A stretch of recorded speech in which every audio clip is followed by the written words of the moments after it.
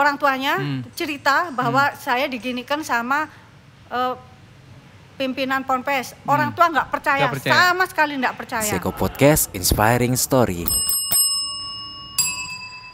Halo Mas Irfan. Halo Putri, apa Kangen kabar? nih, alhamdulillah Putri? baik. Mas Irfan apa kabar? Alhamdulillah baik Putri. Mau minum apa nih? Iya, saya mau yang seger-seger nih. Udah lama nggak pernah kesini. Oke. Ini yang baru kali ya. Saya rekomen yang baru, yang squash ya. Yang squash. Mas, kasih yang seger-seger buat Putri ya. Oke. Putri, lama nggak ketemu ya. Kalau ketemu sama Putri itu bawaannya pengen cerita. Cerita gitu ya.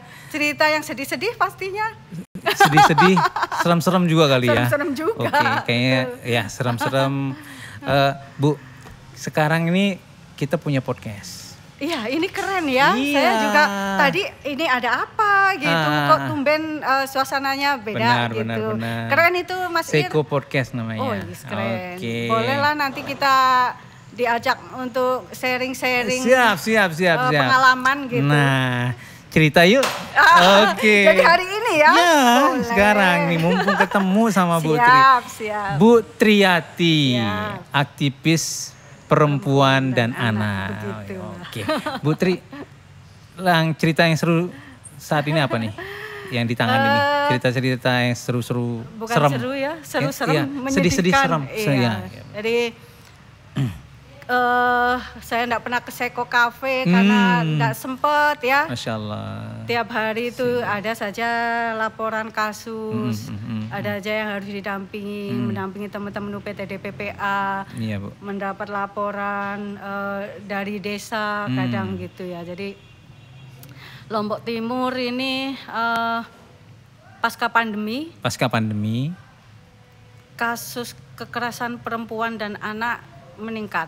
Bahkan dari catatan aktivis perempuan NTB, Lombok Timur ini masuk ke zona merah. Ya, apalagi kemarin digegerkan dengan kasus-kasus yang di Ponpes. Kasus Ponpes, ya. Ini jadi menjadi keprihatinan kita semua, Mas Ir ya, di mana orang tua berharap anak-anaknya masuk ke dalam sebuah lingkungan pendidikan yang lebih kental agamanya, tapi dinodai oleh oknum-oknum yang tidak bertanggung jawab seperti itu. Dan perkawinan usia anak di Lombok Timur ini juga tinggi. Upaya pemerintah itu ya sudah luar biasa sebenarnya untuk bagaimana mencegah tidak terjadinya perkawinan usia anak gitu. Jadi betul-betul kita untuk saat-saat ini tuh ikhtiar. Oke. Jadi makin sibuk ya Bu Tris ya. Begitulah. Jadi pasca pandemi makin meningkat. Minumannya Bu Tri. Oke. Ayo Bu Tri, ini yang seger-seger. Iya. Makasih Mas Ir. Oke, aku nanti cappuccino aja ya. Oke. Bu. Gimana nih, kenalin dong podcast Seko Cafe-nya ini biar aku bisa sharing ke teman-teman untuk juga bisa berbicara di sini nanti Mas Ir. Iya. Inilah kita jadi kita berbagi cerita. Oh gitu ya. Inspiring story lah Bu ya. Temanya keren. kita di Seko Podcast gitu. Bu, itu pelecehan ya, kita bilang pelecehan ya, itu kekerasan terhadap anak ya. Iya, kekerasan seksual. Kekerasan seksual terhadap anak. Karena itu udah terjadi persetubuhan. Terjadi persetubuhan. Itu apa sih yang menyebabkan Bu sehingga kayak tadi itu loh. Iya. Makin hari makin bertambah. Datanya makin bertambah, angkanya makin bertambah. Itu yang menyebabkan apa sih Bu? Kalau pelaku dulu ya, pelaku kekerasan seksual terhadap anak ini sebenarnya bukan orang jauh. Mereka rata-rata orang yang ada di lingkungannya, orang dekat gitu. Contoh kayak kemarin heboh di Ponpes ya, kasus kekerasan seksual yang terjadi menimpa santri-santri. Di Ponpes ya Bu ya. Itu ya karena ada relasi kuasa. Iya, sehingga namanya anak-anak ya, apalagi yang menyuruh suhunya atau gurunya, pimpinannya benar, tuan gurunya begini begitu, walaupun mungkin patinya jelas menolak, tapi apa daya gitu. Jadi relasi kuasa itu betul-betul ya membuat tidak berdaya gitu. Dan kejadian seperti itu sebenarnya udah lama sih. Ini kan kasus sudah jalan bertahun-tahun. Sudah bertahun-tahun? Iya, tapi baru berani membuka ketika mereka sudah merasa lelah. Sudah merasa bahwa kok begini sih gitu. Ya, supaya Ibu jangan lelah, monggo Bu diminum dulu Bu. Minum yang segar-segarnya Bu. Tahu aja ya. Iya dong Bu. Masya Allah. Seger ini Mas Ir. Alhamdulillah. Sebenarnya harus nyicip kopinya. Icip kopi? Tapi masih panas nanti. Benar-benar. Next kalau udah makin panas boleh, ya Bu ya.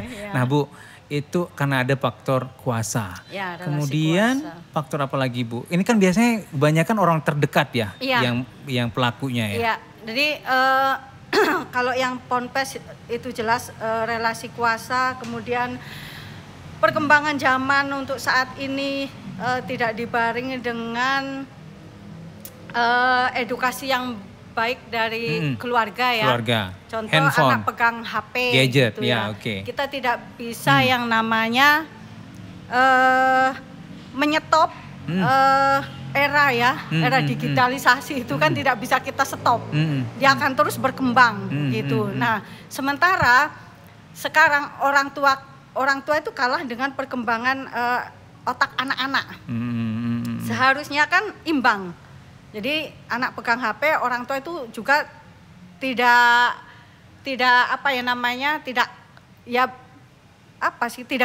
gaptek gitu ya. Orang tuanya nggak gaptek gitu. Ya, nah masalahnya sekarang kan anak pegang HP, entah dia berseluncur di dunia, berselancar di dunia maya, sementara orang tuanya tidak kontrol kayak gitu, sehingga mungkin orang tua merasa bahwa anak saya baik-baik saja di kamar, dia nggak pernah kemana-mana, tapi ternyata dia sedang berselancar di dunia maya. Betul. Dan bahkan dengan orang-orang yang tidak pernah dia kenal, dia punya hubungan yang akhirnya nanti janjian di tempat tertentu gitu. Atau yang banyak sekarang mungkin scamming ya Bu ya. Iya, seperti itu. Nah, itu juga yang berkontribusi pada perkawinan usia anak Lombok Timur itu sangat tinggi. Sangat tinggi.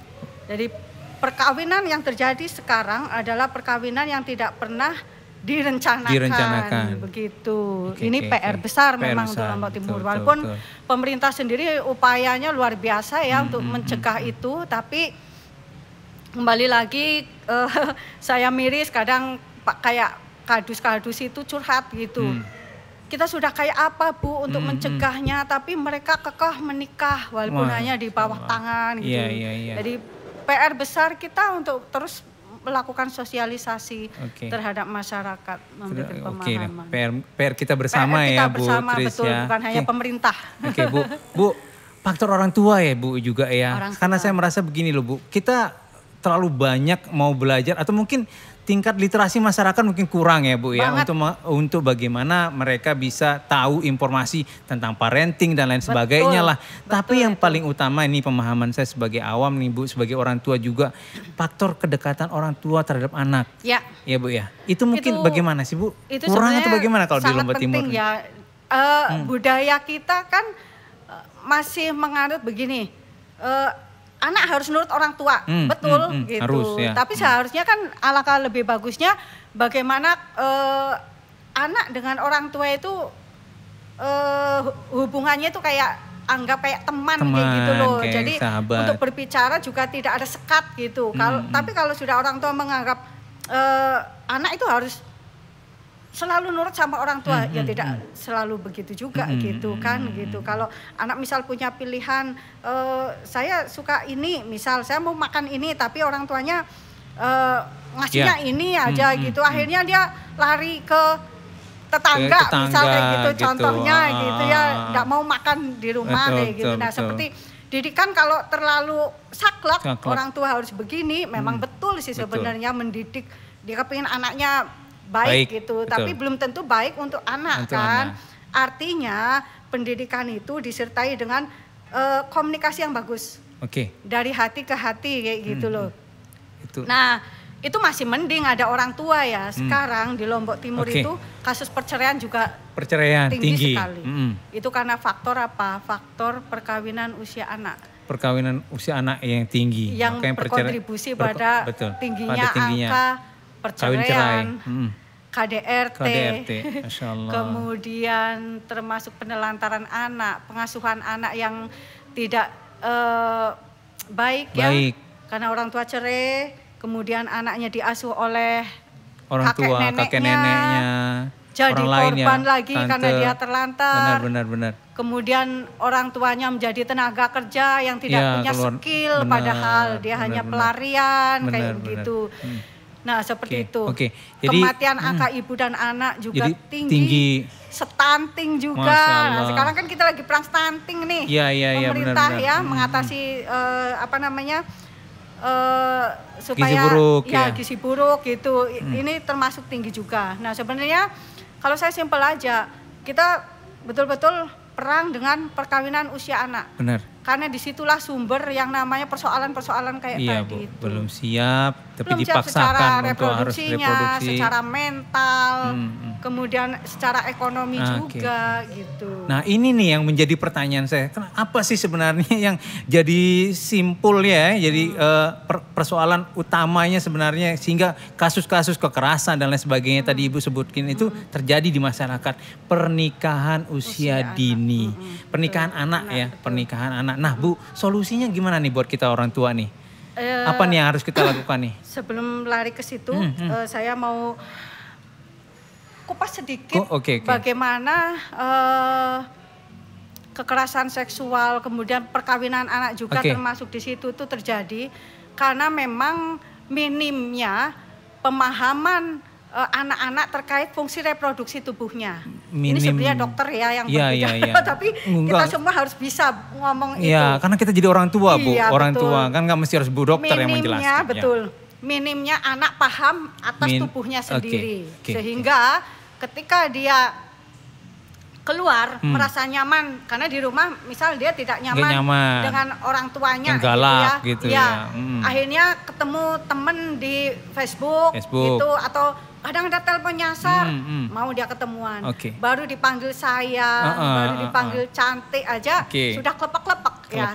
Nah terus dia tidak punya pemahaman bagaimana dia melindungi tubuhnya, sehingga ketika udah dipegang sedikit diraba, mulai klepak-klepak juga kayak gitu ya. Nah disinilah sebenarnya peranan orang tua sejak dini bagaimana dia bisa memberitahu tentang reproduksi tubuh kita, ya mana sih yang boleh dipegang sama orang gitu, itu harus sejak dini. Sejak usia berapa Bu? Sejak usia sedini mungkin ya. Sedini mungkin ya Bu ya, ketika anak memang sudah bisa diajak untuk komunikasi. Ya gitu, jadi kasih tahu bahwa orang yang boleh memegang tubuh kamu hanya tubuh kamu yang boleh dipegang orang, kecuali dokter dengan sama ibu itu hanya kepala, tangan dan kaki gitu. Selebihnya yang tertutup pakaian dalam kita tidak boleh disentuh sama orang lain. Kalau ada yang berani menyentuh, lari ya, karena dia nakal pasti. Walaupun itu orang terdekat. Teriak. Betul. Kadang-kadang kan Pak D, bapaknya sendiri. Bapaknya sendiri. Maaf ya, saya bukan berarti mengejar semua bapak begitu, tapi kasus kekerasan seksual yang dilakukan oleh bapak kandung juga ada. Kemudian orang-orang terdekat yang saya tadi bilang bapak tiri, paman, dan keluarga terdekat, lingkungan itu terjadi. Tetangga. Tapi bukan berarti kita terus kemudian ya waspada kan boleh karena itu terjadi juga. Benar. Artinya memang yang boleh memegang tubuh anak kita hanya ibu dan dokter. Gitu. Ya kalau bapak ya selama memang dia paham juga. Ya ada aturan ya Bu ya. Gitu. Ada memang tapi itu berlaku juga untuk bapak. Betul. Bapak juga kan pegang-pegang itu. Iya. Oke Bu, jadi itu yang dan itu kurang. Sorry Mas Ir, mumpung saya lagi ngomong, saya harus seneng ya. Harus Bu. Kalau disuruh ngomong kayak begini nih gitu, sharing. Udah gitu. Lama juga nggak Bu ya ketemu. Tidak berlaku hanya untuk anak perempuan, anak laki-laki pun seperti itu. Karena beberapa kasus juga terjadi di Lombok Timur, sodomi. Nah anak LGBT. SD ini pernah pelakunya guru agama. Banyak jadi ya, Bu, ya? Jangan kira yang diperkosa atau mendapatkan kekerasan seksual itu hanya anak perempuan, anak laki-laki juga bisa menjadi korban kekerasan seksual. Gitu. Nah, apa juga selain itu Bu? Selain memang kita mengedukasi mereka, terus seandainya itu terjadi, apa yang harus mereka lakukan? Ya itu tadi sebenarnya tugas orang tua sekarang termasuk di lingkungan pendidikan usia dini gitu ya. Harus memperkenalkan anak-anak itu kalau di luar negeri mungkin pendidikan seks sejak dini. Tapi kalau kita bicara pendidikan seks sejak dini, udah kebayangnya enggak. Tabu ya Bu ya. Ini ngajarin anak nggak bener gitu loh. Jadi memperkenalkan reproduksi kita, reproduksi anak, jadi bukan, baik perempuan maupun laki-laki gitu. Laki-laki juga, anak laki-laki juga harus sejak ini harus dikasih tahu. Nggak boleh ada yang sampai pegang misal pantat kayak gitu ya Bu ya. Itu penting memang. Jadi itu udah lengkap tuh kan kalau ngomong sama saya dan terocos masalahnya. Ya Bu, bisa sampai besok ini masih kita bicarain yang gitu. Bu, kasus yang paling berkesan apa sih Bu? Selama Ibu jalanin yang paling serem tapi harus kita sampaikan itu menjadi informasi juga buat masyarakat. Kalau cerita pengalaman saya ya dulu waktu perkawinan usia anak itu pemerintah belum gencar untuk pencegahannya ya. Itu zaman dulu saya pernah melakukan pencegahan perkawinan, tapi saya justru malah dihadang sama tokoh-tokoh adat. Masya Allah. Karena itu adat, nggak boleh gitu ketika merari itu. Ya, padahal itu usia anak yang memang seharusnya kita cegah. Dan dari keluarga si anak perempuan ini karena SMP waktu itu dia tidak terima anaknya dilarikan gitu, sehingga minta tolong ke kami untuk bagaimana bisa mengambil anak itu gitu. Tapi kita memang waktu-waktu itu ditentang oleh tokoh-tokoh adat. Tapi sekarang alhamdulillah mereka sudah paham bahwa bahayanya perkawinan usia anak itu lebih banyak mudaratnya daripada manfaatnya, betul. Dan terakhir hari kemarin itu ini ya. Besok nikah ini anak umur 13 tahun. Nah, yang perlu diketahui bahwa kenapa mereka itu tidak mau dipisah. Nah, harusnya orang tua itu peka ya. Ada apa dengan anak saya kok enggak mau dibelas gitu ya.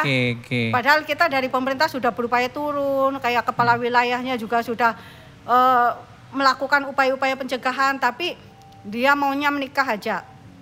Udah bisa kita pastikan bahwa sudah ada persetubuhan. Masya Allah. Nah ini yang seharusnya ya, yang mereka juga tidak mau pisah karena saya sudah disetubui. Gitu. Nah sebenarnya kalau orang tua yang paham yang paham. Ada undang-undang pelindungan anak gitu. Ayo dong kita laporkan ke polisi. Bisa gitu. Dilaporkan ya Bu ya. Walaupun itu kan terjadi sama mereka mau sama mau ya, suka sama suka. Suka sama suka ya. Dalam undang-undang pelindungan anak di pasal 81 ya kalau tidak salah itu. Bukan ruda paksa gitu Ibu ya. Ya jadi gini, sekalipun anak ini mau, apalagi dipaksa gitu, ada iming-iming kayak mau gitu pun ya, gitu.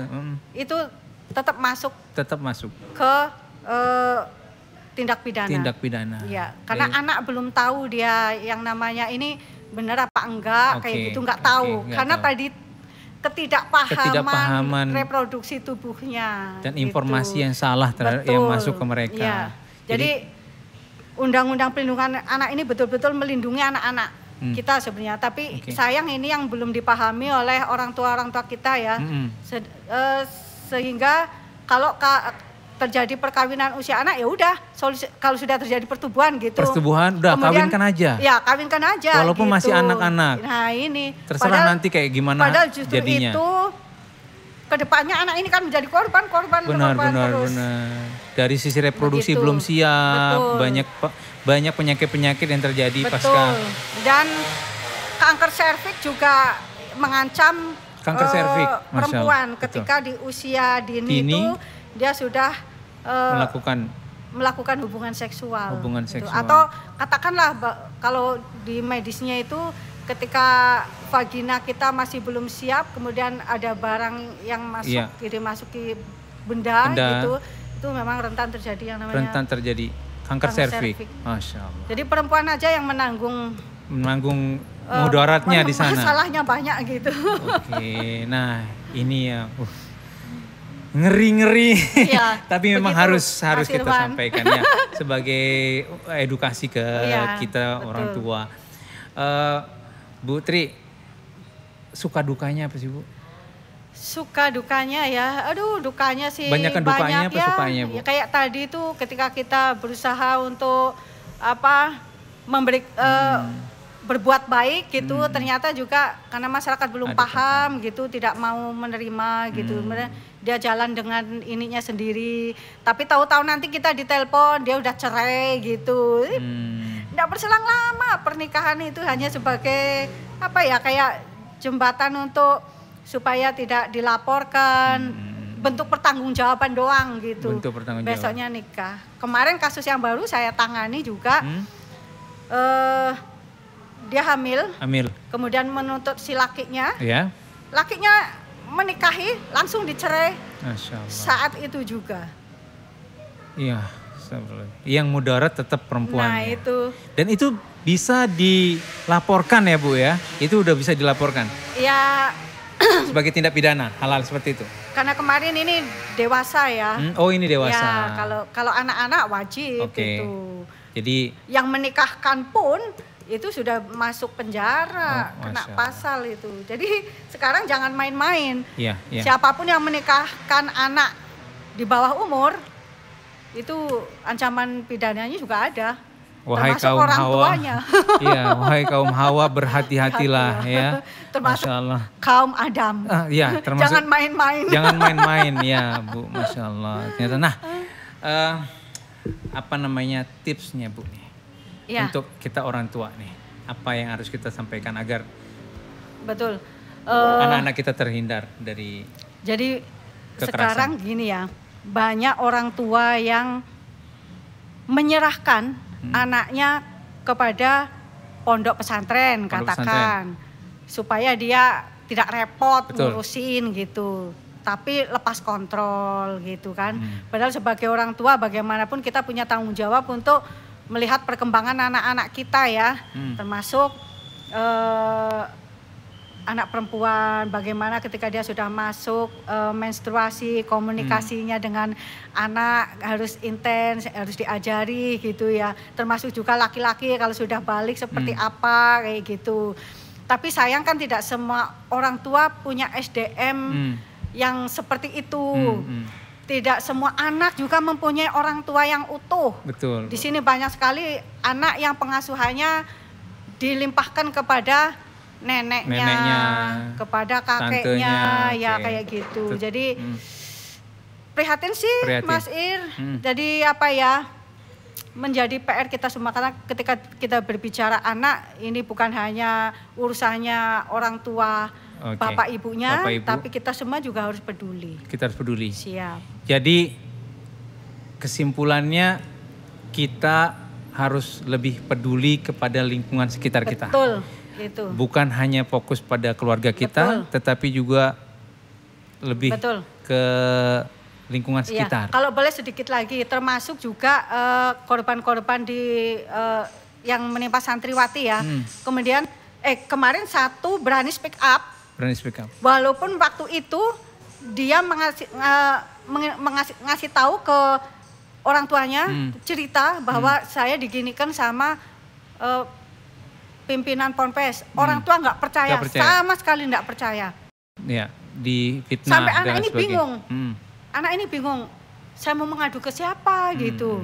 Akhirnya ke keluarga yang lain dia sampaikan bahwa saya udah gini-gini, akhirnya dia yang melaporkan. Nah, dari satu kasus muncul Ponpes yang lain. Artinya ketika ditahu bahwa berani speak up dari satu kasus, kemudian direspon baik sama masyarakat, kontribusinya media juga bagus karena terus menginformasikan itu.